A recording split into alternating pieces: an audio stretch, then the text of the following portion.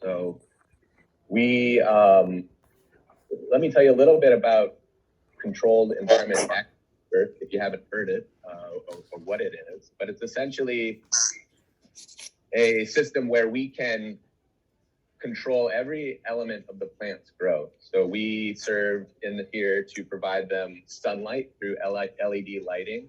We supplement their CO2 levels through by injecting carbon dioxide into the HVAC system, which then they transpire and use to in their photosynthesis process, and then they give us oxygen.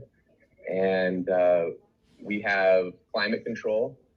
So the main things that we're wanting to do is create precise temperature set points and humidity set points, and we do that quite well with the system that we have.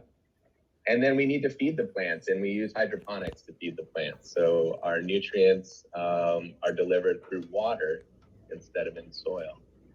And all of this is done through programming. We have a computer that monitors all of these various environmental conditions in the farm, and then can make adjustments to maintain those levels.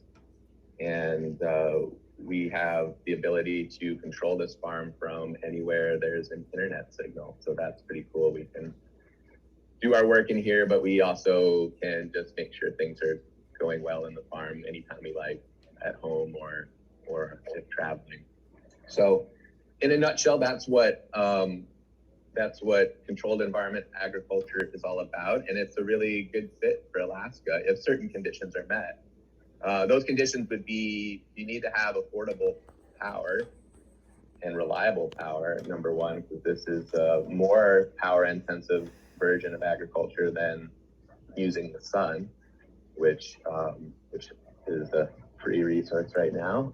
And so we use the power to run all our systems.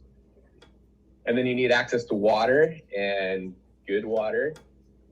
We use reverse osmosis and chlorine filtration with carbon to use the city water here. Our location is up in Cambria area next to Davies Ferry.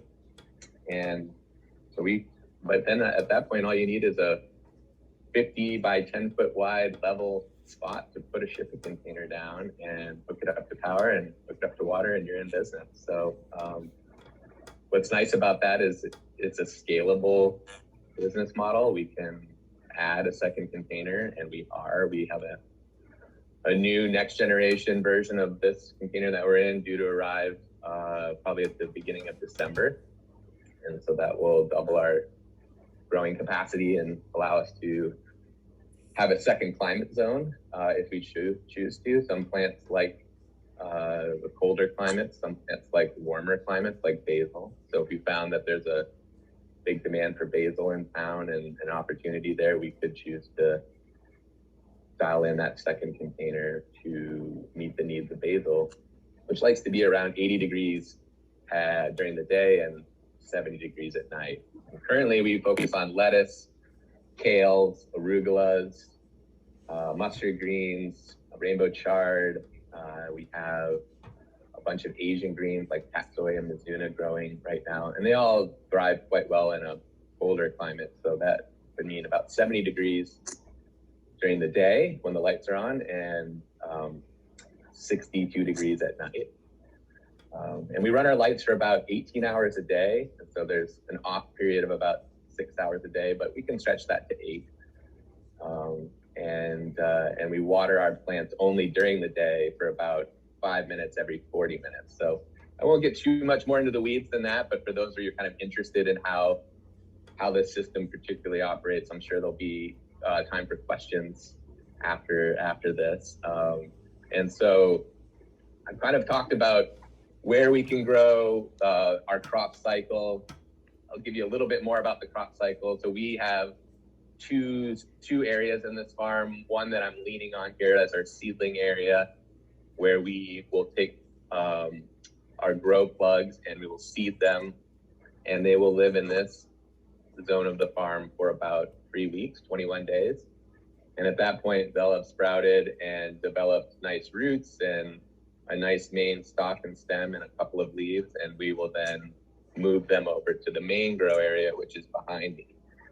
So that then can be anywhere from 3 to 8 weeks in that area, depending on what you're growing.